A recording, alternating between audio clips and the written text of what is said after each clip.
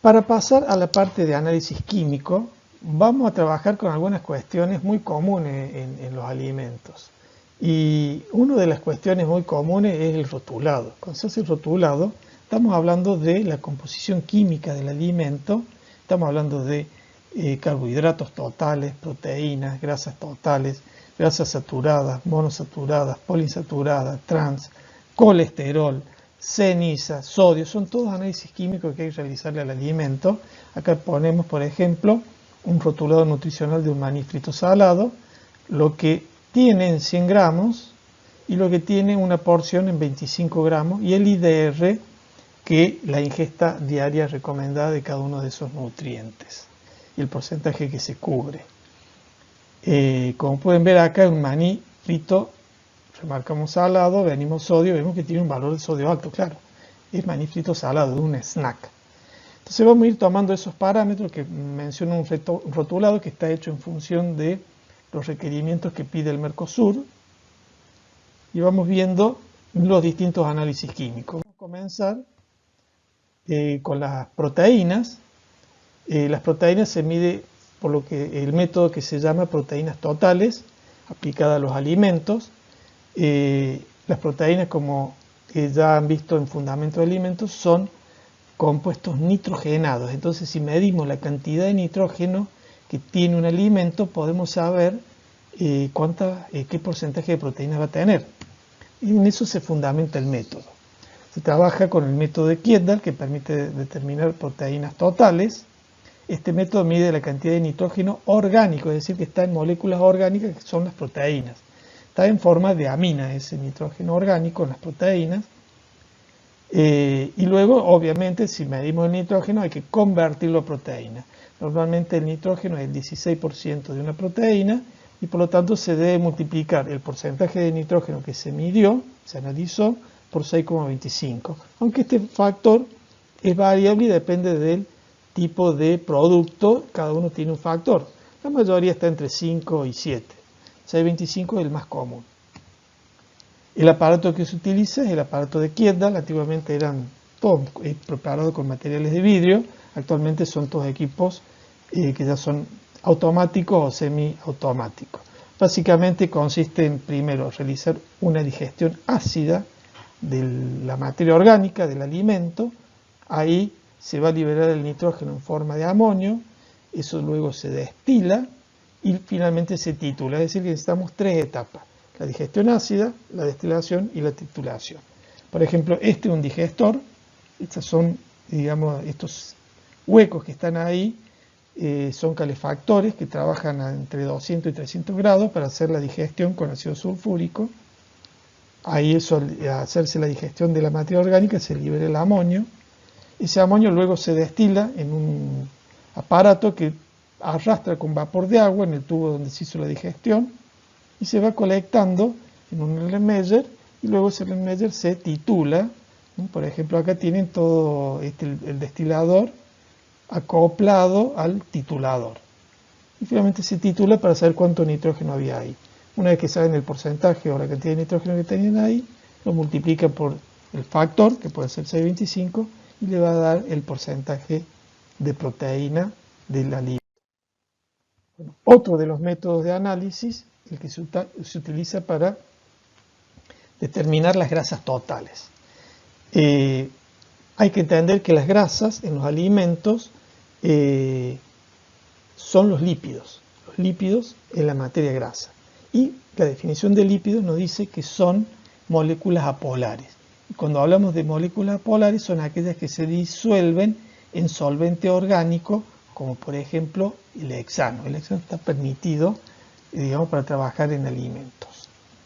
Entonces es decir, que nosotros acá lo que tenemos que hacer de un alimento es sacarle la materia grasa, lavarla con hexano. Entonces cuando lavemos toda la materia grasa, ahí vamos a poder calcular el porcentaje que tenía. Entonces básicamente consiste en que un alimento sólido, también puede ser algún líquido, se lo va disolviendo la materia grasa con el éter de petróleo o hexano, que son permitidos, su uso en alimentos, y luego hacemos el porcentaje por diferencia de peso del alimento antes y después de la extracción. Entonces ahí aplicamos un cálculo de porcentaje y nos da el porcentaje de materia grasa que tenía. Uno de los aparatos muy utilizados para esto es el aparato Soslet. El aparato Soslet, como ven acá en esta foto y en esta imagen, ¿ven? Tiene un balón, una cámara extractora y un condensador. Y tiene acá un cañito que es el que hace el pasaje del solvente, que viene el vapor, condensa acá y gotea y luego hace sifón por este cañito más chiquito, volviendo el solvente al balón junto con el aceite o la materia grasa que está extrayendo. Este balón se calienta, normalmente 70 grados, que es el punto de ebullición del hexano, 68 para ser más exacto. Se evapora el hexano, condensa, gotea, arrastra. Una vez que llega al nivel del sifón, hace sifón y vuelve el solvente con la materia grasa que va extrayendo del alimento que se colocó acá dentro de normalmente se usa un sobrecito de papel de filtro. De esa manera hacen sifón varias veces durante 10 horas, 12 horas, extraen completamente la materia grasa y quedan sobrecitos con los otros componentes que no son lípidos y toda la materia grasa queda junto acá con el hexano. Bueno, acá tienen, este otro aparato distinto, se utiliza para medir la grasa en la leche, el butilómetro. Bueno, otro de los parámetros que aparece, en realidad este no sabe aparecer como cenizas como tal, pero sí es importante calcularlo para después poder sacar el porcentaje de hidratos de carbono. Las cenizas en los alimentos se pueden, determinar el porcentaje cuando se incinera el alimento. ¿Qué significa? Hay que quemarlo dentro de un horno mufla. Esos hornos mufla trabajan a 600 grados, se va liberando toda la materia orgánica y van quedando solamente los minerales. Y los minerales son los componentes de las cenizas y que están, formando parte de ese alimento. Entonces se coloca en mufla normalmente 4 o 5 horas, 600 grados o 550 grados centígrados, se libera todo el dióxido de carbono, que es la materia orgánica, el nitrógeno, etc. Y van quedando los minerales que forman la ceniza. Como ese alimento se pesó previo a la incineración y se pesan después de la ceniza que se obtienen, se saca el porcentaje de ceniza, que normalmente van entre el 1, del 1 o del 0, se puede decir que no tenga nada, pero bueno, normalmente tenga alrededor de un 1%, hasta un 5 o 6%, eso depende de cuántos minerales tenga el producto. Bueno, como le dije, esto se hace en unos hornos que se llaman horno mufla, que casualmente alcanzan hasta 1000 grados centígrados. Esos hornos, por ejemplo, acá lo tiene una pequeña casillita, está esto que está rodeando acá alrededor de esta cámara de incineración, es toda una capa de amianto y tiene una capacidad de calentar. Tiene obviamente acá un termostato que nos marca la temperatura y pueden hacer hasta programas de tiempo y temperatura para ir haciendo una digestión, una incineración, suave, para que no se prenda fuego de repente el producto dentro del horno. Se usan estos pocillitos que son de porcelana para colocar en la materia que se quiere quemar, que se quiere incinerar. Finalmente, los hidratos de carbono totales, que esto normalmente se hace un cálculo teórico, una vez que ustedes conocen las proteínas, la materia grasa, la ceniza que tienen, restan a 100 esos componentes, ¿no es cierto? El 100% menos el porcentaje de proteína, menos el porcentaje de materia grasa, menos el porcentaje de ceniza, nos da una estimación aproximada cuál es el porcentaje de hidratos de carbono totales. En esos carbohidratos totales tienen los que son solubles, como los azúcares, los que son insolubles, que ahí puede estar algunos que son digestibles, como el almidón, el glucógeno, y están después las fibras, que también a veces es importante estudiar el contenido de fibras. Dentro de las fibras también están las que son insolubles y las que se llaman fibras solubles. Esas son las fibras alimentarias. De esa manera, con métodos químicos determinamos proteínas, materia grasa, ceniza y carbohidratos. Ya tenemos los nutrientes primarios del alimento y ya podemos calcular en función de eso la energía que va a tener ese alimento.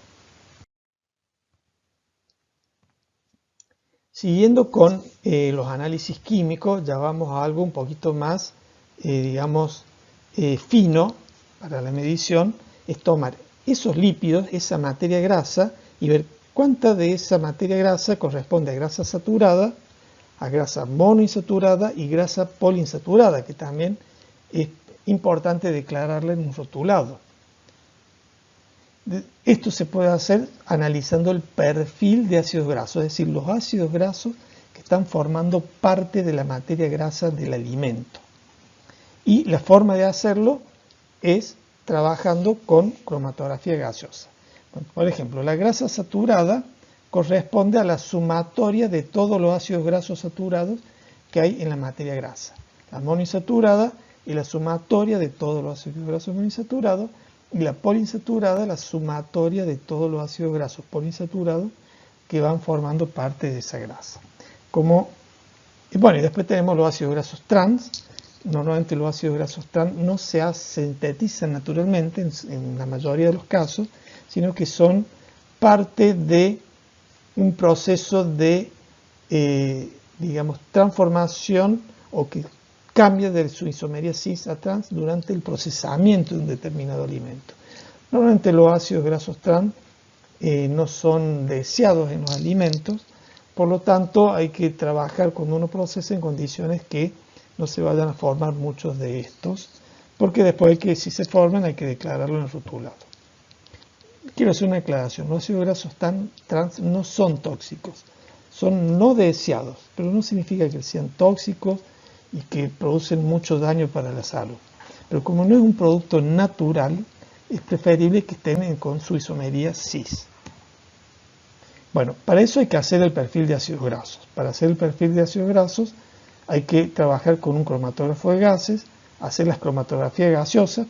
Primero de ello hay que derivar el ácido graso como un éster metílico, se le une un metanol a la función ácido del ácido graso. Para poder unirlo hay que hidrolizar el ácido graso de los triglicéridos y luego se produce esta reacción de unión. Una vez que se tiene ese derivado, se lo va a inyectar dentro de un cromatógrafo gaseoso. Acá tenemos uno, por ejemplo, como el que tenemos en el laboratorio, un Perkin-Elmer. Tiene un inyector acá, se continúa dentro de esta parte que es el horno del cromatógrafo, donde se puede programar la temperatura, rampas de temperatura.